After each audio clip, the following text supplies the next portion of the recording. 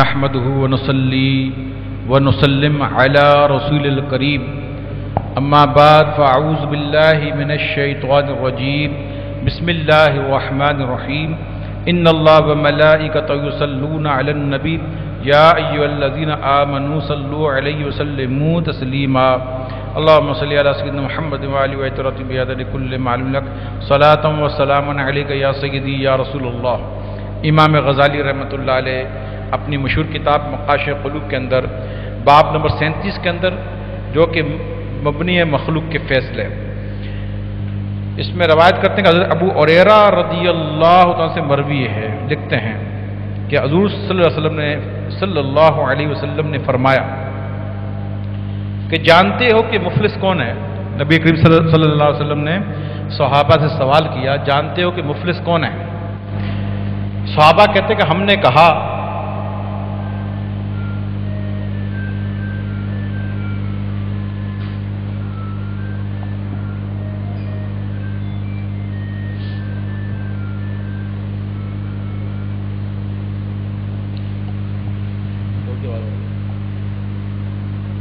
صحابہ نے عرض کی کہ ہم میں مفلس وہ ہے جس کے پاس روپیہ پیسہ اور مال و متاع نہ ہو۔ آپ صلی اللہ علیہ وسلم نے ارشاد فرمایا، نہیں، میری امت میں مفلس وہ ہے جو قیامت کے دن نماز،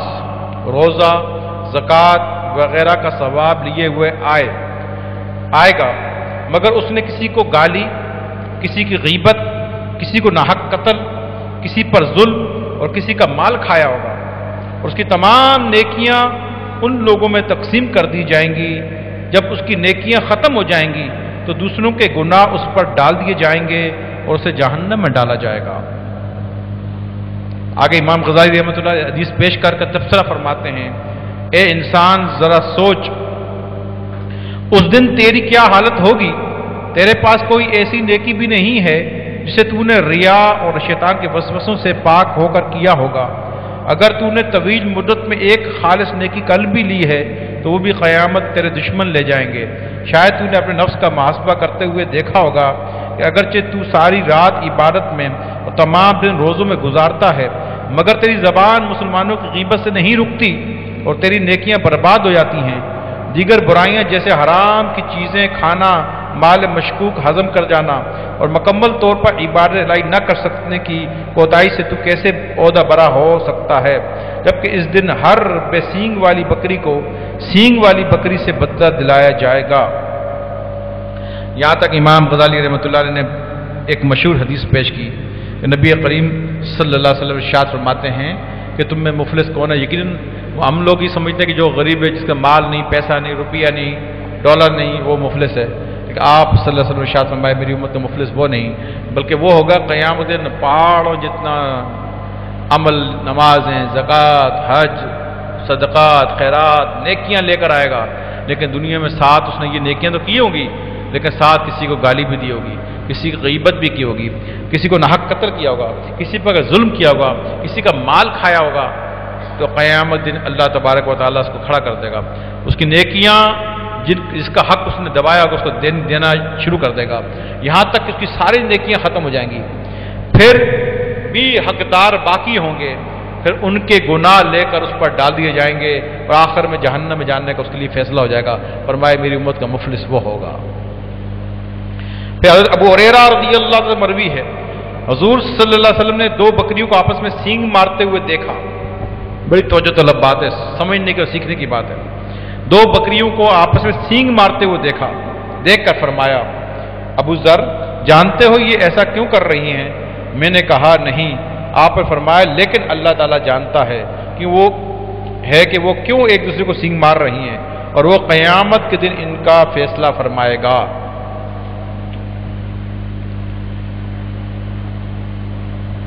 حضرت ابو ہریرہ رضی اللہ عنہ قرآن مجید کریم کی آیت جس کا ترجمہ ہے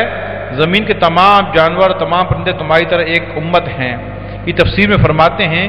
قیامت تمام مخلوق جانور درندے پرندے وغیرہ اٹھائے جائیں گے اور ہر کسی کو انصاف دیا جائے گا،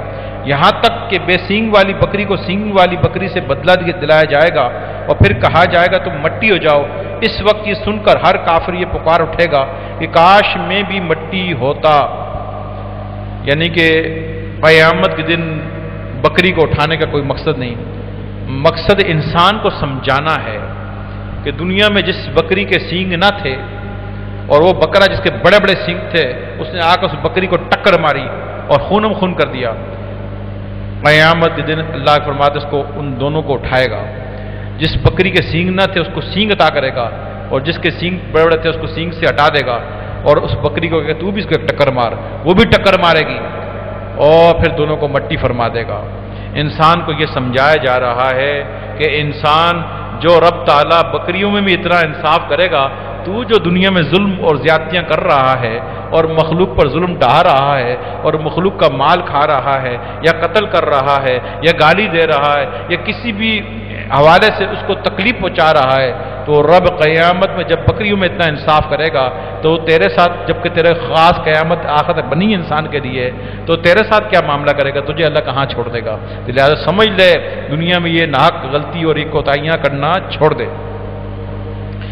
آگے امام غزالی رحمۃ اللہ فرماتے ہیں اے ناتوان انسان، اس وقت جب کہ تیرا نامہ اعمال نیکیوں سے خالی ہوگا تو سخت دکھ میں مبتلا ہو کر کہے گا میری نیکیاں کہاں ہیں، اور تجھ سے کہا جائے گا کہ وہ تیرے دشمنوں کے نامہ اعمال میں منتقل ہو گئی ہیں۔ اس وقت تو اپنے نامہ اعمال کو برائیوں سے بھرا ہوا پائے گا جن سے بچنے کے لیے تو نے دنیا میں انتہائی کوشش کی تھی اور رنج و غم اٹھایا تھا، تب تو کہے گا اے اللہ میں نے تو یہ گناہ نہیں کیے تھے، تو تجھے کہا جائے گا یہ ان لوگوں کی برائیاں تیرے حصے میں آئی ہیں جن کی تو نے غیبت کی، گالیاں دی، ان سے لین دین، ہمسائیگی، گفتگو، مباحثوں اور دیگر معاملات تو نے بدسلوکی کی تھی۔ وہ کہے گا اللہ یہ گناہ جو میرے اعمال میں لکھے گئے یہ تو میں نے نہیں کیے۔ اللہ تعالیٰ کہا کہ تو نیکیاں بہت لایا تھا، یہ تیرے دشمنوں کے نامہ اعمال ہیں جن کی تو غیبت کرتا تھا، جن کے ساتھ بدسلوکی کرتا تھا، جن کو گالیاں دیتا تھا، جن کے ساتھ تو موبائل سے اور کسی بھی حوالے سے کو تکلیف پہنچایا کرتا تھا، لہٰذا یہ ان کے گناہ تیرے کھاتے میں ڈال دیے گئے، نیکیاں تیری ختم ہوگی تیری، اب ان کے گناہ کھاتے ڈال دیے گئے۔ یوں وہ اس دن پریشان ہوگا جبکہ اس نے دنیا میں، اور یہ دیکھ لو آپ کے انسان انتہائی کوشش اور محنت کے ساتھ رنج و غم اٹھا کر نیکی کو حاصل کرتا ہے۔ اب یہاں پر آپ آئے ہیں، اپنا مال خرچ کیا آئے ہیں اور دیگر لوگ نہیں آ سکے، آپ بیٹھے ہیں، کتنی محنت سے نیکی کو حاصل کر رہے ہیں، اور کل جا کر آرام سے 1-2 گھنٹہ کسی کی غیبت کر لیں تو نیکیاں اٹھا کے اپنے دشمن کے حوالے کر دی۔ بیٹھے بیٹھے یہ بات پہلے بھی کتنے بار سمجھا چکا ہوں، کسی کو گالی دی لو جی نیکیاں ضائع کر دی، کسی کے ساتھ بدسلوکی کی، کسی کے ساتھ دل دکھایا، کسی کا مال کھا گئے ناجائز، کسی کے ساتھ کوئی زیادتی کر لی، تو قیامت اگر یہ اعمال جو آپ نے کیے یہ تو چلے جائیں گے، ان کے کھاتے میں چلے جائیں گے۔ ابن مسعود رضی اللہ عنہ مروی ہے کہ حضور صلی اللہ علیہ وسلم نے فرمایا شیطان جزیرۃ العرب میں بت پرستی سے ناامید ہو گیا ہے، لیکن وہ عنقریب تمہارے برے افعال سے راضی ہو جائے گا، اور یہی بدعمالیاں تباہ کرنے والی ہیں، جہاں تک ہو سکے زیادتیوں سے بچو، کیونکہ قیامت ایک ایسا انسان بھی آئے گا جس کی نیکیاں پہاڑوں کی طرح ہوں گی، اور وہ یہ سمجھے گا کہ میں عنقریب نجات پا جاؤں گا، مگر برابر انسان آتے جائیں گے اور کہیں گے اے اللہ اس نے ہم پر ظلم کیا تھا، رب فرمائے اس کی نیکیاں مٹا دو، یہاں تک اس کی کوئی نیکی باقی نہیں بچے گی۔ یہ ایسا ہی ہے جیسے کچھ لوگ سفر میں ایک صحرا میں اترے، ان کے پاس لکڑیاں نہیں تھیں، وہ ارد گرد پھیل گئے اور انہوں نے لکڑیاں اکٹھی کی مگر آگ جلانے سے پہلے ہی وہاں سے چل دیے، یہی حال گناہوں کا ہے۔ جب یہ آیت کریمہ نازل ہوئی بے شک تمہیں انتقال فرمانا ہے اور ان کو بھی مرنا ہے، پھر تم قیامت میں اپنے رب کے یہاں جھگڑو گے۔ تو حضرت زبیر رضی اللہ عنہ نے عرض کیا یا رسول اللہ صلی اللہ علیہ وسلم، ہم دنیا میں ایک دوسرے کے ساتھ جو زیادتیاں کرتے ہیں وہ لوٹائی جائیں گی؟ آپ نے فرمایا ہاں، تاکہ ہر مظلوم کو اس کا حق دلایا جائے۔ زبیر رضی اللہ عنہ نے کہا کہ باخدا یہ بات بہت ہی عظیم ہے، ایسا عظیم دن جس میں کسی قدم کو نہیں بخشا جائے گا، نہ ہی کسی تھپڑ سے درگزر کیا جائے گا، تاکہ ہر مظلوم کو ظالم سے اس کا حق دلایا جائے گا۔ حضرت انس رضی اللہ عنہ سے مروی ہے کہ رسول اللہ صلی اللہ علیہ وسلم نے فرمایا اللہ تعالیٰ قیامت دن لوگوں کو برہنہ غبار آلود خالی ہاتھ اٹھائے گا، پھر اللہ تعالیٰ فرمائے گا اور یہ آواز قریب و دور یکساں سنی جائے گی کہ میں بادشاہ ہوں، ہر شخص اس کے اعمال کے مطابق بدلہ دینے والا ہوں، کوئی جنتی جنت میں اور کوئی دوزخی دوزخ میں بغیر بدلہ دیے نہ جائے گا، یہاں تک کہ معمولی سی چیزوں کا بھی بدلہ دلایا جائے گا۔ ہم نے رسول اللہ صلی اللہ علیہ وسلم سے عرض کیا حضور بدلہ کیسے دیا جائے گا؟ لوگ تو برہنہ اور خالی ہاتھ ہوں گے۔ آپ نے فرمایا نیکیوں اور گناہوں کے ساتھ بدلے دیے جائیں گے، بدلے دیے اور لیے جائیں گے، لہذا اللہ سے ڈرو، لوگوں کے مال چھین کر، ان کی عزتیں پامال کر کے، ان کے دل دکھا کے، ان سے برا سلوک کر کے ان پر ظلم نہ کرو، کیونکہ جو گناہ بندے اور خدا تعالیٰ کے درمیان ہیں وہ بہت جلد معاف کر دیے جائیں گے۔ جو شخص گناہ اور لوگوں سے زیادتیاں کر کے تائب ہو چکا ہو اسے چاہیے کہ وہ نیکیوں میں دل لگائے، ان کو یوم قیامت کے لیے ذخیرہ بنائے، مزید برآں مکمل اخلاص سے ایسی نیکیاں کرے جو اللہ تعالیٰ کے سوا کوئی نہ جانتا ہو۔ ممکن ہے کہ اس کے طفیل اللہ تعالیٰ اسے اپنا مقرر بنا لے اور ان محبوب مومنوں کی جماعت میں اسے شامل فرما لے جسے وہ باوجود زیادتیوں کے اپنے لطف و کرم سے بخش دے گا۔ حضرت انس رضی اللہ عنہ سے مروی ہے کہ ہم رسول اللہ صلی اللہ علیہ وسلم کے ساتھ بیٹھے ہوئے تھے، اچانک حضور صلی اللہ علیہ وسلم نے تبسم فرمایا، اس طرح کہ آپ کے دندان مبارک نظر آنے لگے۔ حضرت عمر رضی اللہ عنہ نے عرض کیا میرے ماں باپ آپ پر قربان ہوں، حضور آپ کس بات پر تبسم فرما رہے ہیں؟ آپ نے فرمایا میری امت کے دو آدمی اللہ کی بارگاہ میں حاضر ہوں گے، ان میں سے ایک کہے گا الہ العالمین مجھے اس بھائی سے انصاف دلائیے، رب تعالیٰ دوسرے آدمی کو فرمائے گا کہ اسے اس کا حق دو، وہ عرض کرے گا یا الہی میری نیکیوں میں کچھ باقی نہیں رہا ہے، اللہ تعالیٰ انصاف چاہنے والوں سے فرمائے گا اب کیا کہتے ہو؟ وہ کہے گا اے اللہ اس کے عوض میرے گناہوں کو بار اس پر کر دیجئے۔ حضور صلی اللہ علیہ وسلم کی چشمائے عطر اشک بار ہو گئی، پھر فرمایا بے شک یہ بہت شدید دن ہوگا، لوگ اپنے گناہ دوسرے پر ڈالنے کے خواہشمند ہوں گے، اللہ تعالیٰ پہلے شخص سے فرمائے گا کہ نظر اٹھا کر جنت کو دیکھو، وہ جنت کو دیکھ کر کہے گا میں نے سونے چاندی کے اونچے اونچے محلات دیکھے ہیں جن میں موتی جڑے ہوئے ہیں، یہ کون سے نبی صدیق یا شہید کے لیے ہیں؟ رب ذوالجلال فرمائے گا جو اس کی قیمت ادا کرے گا اسے دوں گا، وہ کہے گا اے اللہ اس کی قیمت کس کے پاس ہے؟ اللہ تعالیٰ فرمائے گا تیرے پاس ان کی قیمت ہے، اور وہ یہ ہے کہ تو اپنے بھائی کو معاف کر دے، چنانچہ وہ اسے معاف کر دے گا۔ رب تعالیٰ فرمائے گا اپنے بھائی کا ہاتھ پکڑ کر اسے جنت میں داخل کر دے۔ اس کے بعد حضور صلی اللہ علیہ وسلم نے فرمایا اللہ سے ڈرو اور ایک دوسرے سے نیکی کرو، اللہ تعالیٰ قیامت دن مومنوں میں باہم صلح کرا دے گا۔ ایک اور توجہ طلب بات امام غزالی رحمۃ اللہ علیہ فرمائی کہ انہوں نے نصیحت فرمائی، سمجھا رہے ہیں کہ دنیا میں مخلوق کے ساتھ زیادتی نہ کرو، نہ کسی کو گالی دو، نہ کسی کا ناحق مال کھاؤ، نہ کسی کی عزت پامال کرو، نہ کسی کا دل دکھاؤ، نہ برا سلوک کرو، کسی بھی طرح کا کوئی ظلم کسی انسان پر نہ کرو۔ لیکن جب دنیا میں کوئی زیادتیاں انسان کی سے ہو جائیں مخلوق کے ساتھ، کہ اللہ اور بندے کے مابین جو معاملہ ہے وہ اللہ معاف فرما دے گا، لیکن مخلوق پر جو زیادتیاں کرتا رہا پھر ایک دن ایسا آیا کہ اس نے اللہ کے بارگاہ میں توبہ کر لی اور وہ نیکوکار بن گیا، مقرب اور نیکوں کا ولیوں کے ساتھ بیٹھنا شروع کر دیا اور اچھے سلسلہ اختیار کر لیا، اللہ کا ذکر شروع کر دیا، لیکن ماضی میں جو کر چکا ہے وہ تو واپس نہیں ہو سکتا۔ اب وہ زیادتیاں، وہ بدسلوکیاں، وہ کسی کی عزت پامال کی یا کسی بھی حوالے سے کوئی مخلوق کے ساتھ زیادتی کر چکا ہے جس کو تو مخلوق ہی معاف کر سکتی ہے، تو قیامت دن وہ بندہ نہیں چھوڑے گا۔ وہ کہے کہ جب وہ جنت میں جانے لگے کہے گا یا اللہ نہیں، اس نے میرے ساتھ فلاں فلاں فلاں زیادتی کی تھی اور اس نے میرا ساتھ فلاں ظلم کیا تھا، جو بھی ظلم زیادتی دنیا میں کی تھی وہ گنے گا، پر اللہ تعالیٰ اس بندے سے راضی ہے، مگر وہ بندہ نہیں چھوڑ رہا کہ کس نے کیا تھا یا اللہ مجھے اس کا بدلہ دلا۔ تو وہ بندہ جو ہے اللہ تبارک و تعالیٰ اس کو معاف کرنے کا ارادہ کر چکا ہوگا، اس شخص کو جنت کا ایک محل دکھائے گا جو انتہائی خوبصورت سونے اور چاندی کی اینٹوں سے بنا ہوا، اس میں موتی جنت کی بات جو ہے وہ تصور میں نہیں لا سکتے. بہرحال اس کا تذکرہ کہ انتہائی خوبصورت محل ہوگا. وہ دیکھ کے کہے گا یا اللہ یہ کسی نبی کا محل ہے یا کسی صدیق کا ہے, کسی شہید کا ہے؟ اللہ تعالیٰ فرمائے گا نہیں, جو اس کی قیمت ادا کرتا ہے یہ اس کا ہے. یا اللہ اس کی قیمت کون ادا کر سکتا ہے؟ فرمایا تم بھی ادا کر سکتے ہو. یا اللہ وہ کیسے؟ کہ اپنے اس بھائی کو معاف کر دو, یہ جنت تیرا, یہ محل تیرا ہو گیا. اس بھائی کو تم معاف کر دے, یہ محل تیرا ہو گیا. وہ تو خوشی خوشی کہ یا اللہ معاف کیا. فرمایا ٹھیک ہے, اس کو بھی ہاتھ پکڑے, تو بھی جنت میں چلا جا, اس کو بھی جنت میں لے جا. تو امام غزالی رحمۃ اللہ علیہ یہ ذہن بنا رہے ہیں, سمجھا رہے ہیں اور حدیث کو یہاں پہ لے کے آ رہے ہیں کہ زیادتی جو کر چکا ہے اب مخلوق تو نہیں معاف کرے گی نا, رب تو معاف کر دے گا. تیرے اور رب کے درمیان جو معاملہ ہے وہ تو رب معاف کر دے گا, مگر یہ مخلوق کبھی تو مطلب معاف کرتی, مر جاؤ گے. بولا کہ نہیں تو وہی ہے تو وہی, یعنی کہ اللہ تعالیٰ ہزاروں لاکھوں کروڑوں گناہ معاف کر دیتا ہے, مگر مخلوق کے سامنے لوگ بعض کا چھپ کے کیوں کوئی گناہ کرتے, کوئی ایسا گناہ جو مخلوق کے سامنے نہیں کرتا چھپ کے کرتے ہیں, وہ اس لیے کہ وہ ان کو پتہ ہے کہ رب تو معاف کر دے گا. کہ مخلوق نے دیکھ لی نا, مرتے دم تک ابھی وہ دیکھ تو وہی ہے نا, تو وہی اس کو آر دلاتے رہیں گے, مرتے دم تک اس کو آر دلاتے رہیں گے. مخلوق کبھی بھی معاف, رشتہ دار احباب جو ہے معاف نہیں کرتے, وہ نہیں معاف کرتے. تو اب انسان کسی وقت کسی پہ بدمعاش تھا, کوئی زانی تھا, کوئی چور تھا, کوئی چکا تھا, کوئی ظالم تھا, کوئی کیا تھا, مختلف حوالے سے, اب وہ نیکوکار بن گیا, مرشد کی نگاہ میں آ گیا اور اس کی صحبت میں بیٹھ گیا اور نیکوکار بن گیا. اب اس کی مطلب کہ خیالات سوچ تبدیل ہو گئی اور وہ اللہ کے ذکر میں مبتلا ہو گیا اور اپنی ذاتی توبہ کر لی, تو پھر اس کو فکر نہیں کرتی. امام غزالی فرماتے ہیں بولے تم بس متقی اور تقویٰ پرہیزگاری اختیار کر رہے, اسی تقوی کی بنا پر اللہ تعالیٰ تجھے مقرب بنا دے گا, اور جو معاملہ اس بندے کے ساتھ ماضی میں کر چکا ہے قیامت میں اللہ تعالیٰ صلح فرما دے گا. اس کی طریقہ بتا دی کہ اس طرح کرے گا, اس کو ایسے انعام عطا فرمائے گا, وہ خود ہی کہے یا اللہ میں نے معاف کیا, اس طرح رکھو. لیکن تو زیادتیاں کرتے ہوئے مرے گا اور تو توبہ نہیں کرے گا اور ظلم کرے گا, تو پھر تو وہ قیامت میں کیا ہوگا, اس کا کیا ہوگا؟ اس کا یہ ہوگا کہ اس کی نیکیاں اگر لائے گا بھی تو وہ تو دے دی جائیں گی دشمنوں کے, جن کے مخالفت, جن کے ظلم کرتا تھا, اور اس کے بعد نیکیاں ختم ہوگی تو ان کے گناہ سے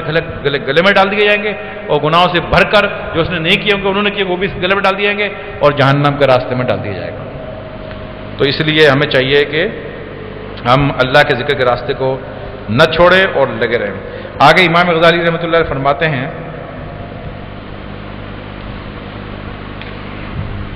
اس ارشاد میں یہ تاکید پائی جاتی ہے کہ انسان اپنے اخلاق بہتر بنائے, لوگوں سے نیکی کرے. اب اے انسان ذرا غور کر, اگر تیرا نامہ اعمال اس دن مظالم سے پاک ہو کہ اللہ تعالیٰ تجھے اپنے لطف و کرم سے بخش دے اور تجھے سعادت ابدی کا یقین ہو جائے, تو اللہ تعالیٰ کی عدالت سے واپس لوٹتے ہوئے تجھے کتنی خوشی مسرت ہوگی. تیرے جسم پر رضا الہی کا لباس ہوگا, تیرے لیے ابدی سعادت ہوگی اور ہمیشہ رہنے والی نعمتیں حاصل ہوں گی. اس وقت تیرا دل خوشی اور شادمانی سے اڑ رہا ہوگا, تیرا چہرہ سفید نورانی ہوگا اور 14 رات کی چاند کی طرح تاباں ہوگا, تو سر اٹھائے ہوئے فخر کے ساتھ لوگوں میں جائے گا. تیری پیٹھ گناہوں سے خالی ہوگی, جنت کی ہوائیں اور رضا الہی کی ٹھنڈک تیری پیشانی میں چمک رہی ہوگی. ساری مخلوق کی نگاہ تجھ پر جمی ہوں گی, وہ تیرے حسن و جمال پر رشک کریں گے. ملائکہ تیرے آگے پیچھے چل رہے ہوں گے, فرشتے پروٹوکول دے رہے ہوں گے, آگے بھی چل رہے ہوں گے اور لوگوں سے کہیں گے یہ فلاں بن فلاں ہے, اللہ تعالیٰ اس سے راضی ہوا اور اس سے راضی کر دیا, اس سے سعادت ابدی میسر آ گئی ہے اور اسے کبھی بھی شقاوت سے امکنار نہیں ہونا پڑے گا. تو کیا تو یہ مقام اس مقام سے بلند نہیں سمجھتا جسے تو ریا, تسنم, منافقت اور زیب و زینت سے لوگوں کے دلوں میں بناتا ہے. یعنی قیامت کے دن بولنے کہ تیرا کیا حال ہوگا جب تو اللہ کی بارگاہ میں تجھے سرخرو اور اللہ کی رضا تجھے حاصل ہوگی, اللہ راضی ہو جائے گا اور اللہ جنت کا حکم دے دے گا, اور جب تو واپس پلٹے گا تیرا کیا عالم ہوگا سوچ. وہ سب فرشتے تیرے آگے پیچھے مخلوق کی نگاہت میں جمی ہوگی, جن کا حساب نہیں ہوگا, وہ دیکھ رہے ہوں گے کہ یہ آدمی کامیاب ہو کے نکلا ہے. جیسے کمرہ جہاں سے کوئی پاس ہو کے نکلتا ہے, کوئی فیل ہو کے نکلتا, دنیا کیا وہ کیسا خوش اور کیسی اس کی نور 14 کی چاند سے چمک رہا ہوگا, اور کیا اس کا عالم ہوگا. فرشتے اس کو پروٹوکول دے رہے ہوں گے اور ندا لگا رہے ہوں گے فلاں فلاں کا بیٹا ہے جس سے اللہ راضی ہو گیا ہے. اگر تو اس بت کو اچھا سمجھتا اور یقیناً وہی مقام آخرت اچھا ہے تو مقام آخرت اچھا ہے تو اخلاص اور اللہ تعالیٰ کے حضور نیت صادق کے ساتھ حاضری دے, پھر تو یہ بلند مرتبہ حاصل کرے گا. یہ دنیا میں تو چاہتا کہ تجھے حاصل ہو, دنیا میں تو ایسا کر کے اخلاص اور اللہ تعالیٰ کے حضور نیت سچی نیتوں کے ساتھ نماز میں, ذکر میں, مسجد پر آنے میں جانے میں, کوئی بھی نیک کام میں سچی نیت و اخلاص صرف اللہ کی رضا کی خاطر یہ کر, اللہ تعالیٰ تجھے یہ بلند مرتبہ ضرور عطا فرمائے گا. پھر آگے فرماتے ہیں نعوذ باللہ،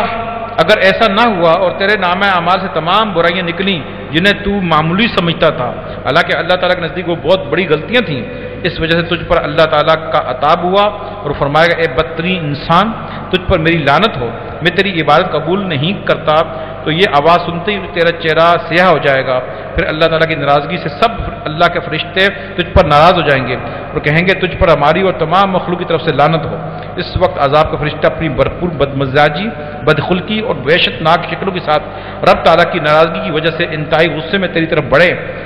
بڑھیں گے اور تیری پیشانی کے بالوں کو پکڑ کر تجھے تمام لوگوں کے سامنے منہ کے بل گھسیٹیں گے، لوگ تیرے چہرے کی سیاہی دیکھیں گے، تیری رسوائی دیکھیں گے اور تو ہلاکت کو پکارے اور فرشتے تجھے کہیں تو آج ایک ہلاکت کو نہیں بہت سی ہلاکتوں کو بلا، اور فرشتے پکار کر کہیں گے یہ فلاں بن فلاں ہے، اللہ تعالیٰ نے آج اس کی رسوائیوں کا پردہ چاک کر دیا ہے، اس کے برے اعمال کی وجہ سے اس پر لعنت کی ہے اور دائمی بدبختی اس کو نصیب ہوئی ہے، اور یہ انجام بسا اوقات ایسے گناہوں کا ہوتا ہے جسے تو ان لوگوں سے چھپ کر کیا ہوگا، ان سے شرمندگی یا اظہار تقوی کے طور پر تو نے ایسا کیا ہوگا، مگر اس سے بڑھ کر تیری بے وقوفی اور کیا ہوگی کہ تو نے چند آدمیوں کے ڈر سے صرف دنیاوی رسوائی سے بچتے ہوئے چھپ کر گناہ کیا، مگر اس عظیم رسوائی سے جو ساری دنیا کے سامنے ہوگی اور اس میں اللہ تعالیٰ کی ناراضگی، عذاب علیم اور عذاب کے فرشتوں کے تجھے جہنم کی طرف گھسیٹنا اور دوسرے عذاب شامل ہوں گے، تو نے بچنے کی کوئی تدبیر نہیں کی، قیامت میں تیری یہی کیفیات ہوں گی، مگر افسوس کہ تجھے پیش آنے والے خطرات کا ذرہ بھر احساس نہیں ہے۔ امام غزالی رحمۃ اللہ علیہ نے کل قیامت میں سرخرو ہونے والے اور جو سرخرو نہیں ہوئے ان دونوں کا حال بیان کر دیا کہ دنیا کی طرح سے زندگی میں تو اللہ سے ڈر جا اور اپنے عمل کو صحیح کر لے اور نیت کو صالح کر لے، سادے سچی کر لے، اور اللہ کی عبادت کر، جن کاموں سے اللہ نے منع کیا ان سے رک جا، جن سے چلنے کا حکم دیا ان پہ چل، تو قیامت دن تو ذرا 10 منٹ پہ آنکھیں بند کر کے سوچ کہ جب تو اللہ کے بارگاہ میں جائے گا اللہ تو راضی ہوگا، تجھے کہے گا بندے تو سے راضی ہوں، جا جنت میں، اس وقت جب ایسا کہ دنیا کی ازل سے ابد تک مخلوق دیکھ رہی ہوگی اور فرشتے اعلان کر کے فلاں فلاں کا بیٹا ہے، چودھری سے سورج چہرہ اس کا چمک اٹھے گا اور نہ جانے کتنے انعام فرشتے اس کے آگے پیچھے اور اس کے ساتھ پروٹوکول دیتے اس جنت کی طرف لے کے جا رہے ہوں گے، کیا معاملہ ہوگا، اور جس سے ناراض ہو جائے گا اللہ تعالیٰ اس پر لعنت کر دے گا اور فرشتے بھی لعنت کر کے عذاب کے فرشتے آ جائیں گے، سیٹ کر بالا اس کو لے کے جائیں گے اور اس کے سارے جتنے دنیا چھپ چھپ کے گناہ کرتا رہا مخلوق کے سامنے گن دیے جائیں گے، یہ حرکت کرتا رہا، یہ بڑا عزت والا بنا ہوا ہے تمہارے سامنے، بڑا عزت دار تھا، عمل اس کے یہ تھے، آج جو چند لوگوں سے چھپ کر کام کرتا ہے کل قیامت ساری مخلوق جان جائے گا اچھا یہ اس کی یہ عمل تھے، یہ حرکت ہے، اور یوں اس کو جہنم میں ڈال دیا جائے گا۔ تو لہٰذا ہمیں چاہیے کہ آج کے اس درس سے ہمیں یہ سبق ملا کہ مفلس جو ہے وہ ہے جس کے پاس نیکیاں تو ہوں لیکن ساتھ میں یہ حرکتیں بھی کرتا ہو، گالیاں بھی دیتا ہو، نمازیں بھی پڑھتا ہو، گالیاں بھی دیتا ہو، اور اعمال بھی کرتا ہو، ساتھ غیبت بھی کرتا ہو، کسی کے اوپر ظلم بھی ڈالتا ہو اور دوسرے مخلوق کو تکلیف پہنچاتا ہو، نیک اعمال بھی کرتا ہو، تو وہ قیامت میں مفلس ہو جائے گا، کچھ نہیں بچے گا اس کے بعد۔ اور دوسری بات یہ سمجھ میں آئے گی کہ اگر ہم نے سچی توبہ کر لی اور بعض میں جو غلطیاں مخلوق کے ساتھ بھی کر لی تو قیامت میں اللہ تعالیٰ صلح فرما کے اس کو بخش دے گا، معاف کر دے گا اور اس کی ان لوگوں سے بھی بخشوا دے گا، معافی ہو جائے گی۔ اور تیسرا یہ کہ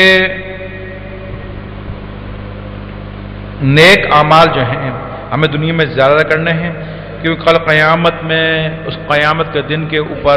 جو کہ انتہائی شدید ہوگا ہمیں نیکی کی طرف جانا ہے، برائی سے بچنا ہے کہ اس دن جو انعام ملے گا جب مخلوق کے سامنے کوئی اللہ کی آواز دور سب سنیں گے، کوئی چھپنے کی جگہ نہیں ہوگی، ایک سوئی جتنا بھی میدان اوپر نیچے ہوگا سپٹ سیدھا میدان ہوگا، اس میں چھپ کوئی نہیں سکتا، تو لہٰذا سب کے سامنے یہ معاملہ فیصلہ ہوگا اور جب اس کو انعام ملے گا تو کتنی خوشی ہوگی، کتنا سرخرو ہوگا اور کیا اس کی بات ہو گئی، اور اگر پھنس گیا تو بہت برا پھنس جائے گا۔ اللہ تبارک و تعالیٰ سے دعا ہے اللہ تعالیٰ ہم سب کو ان باتوں پر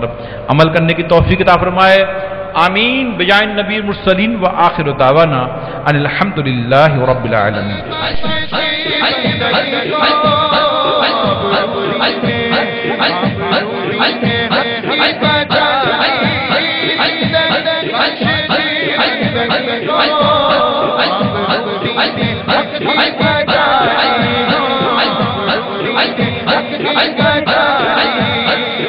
محمد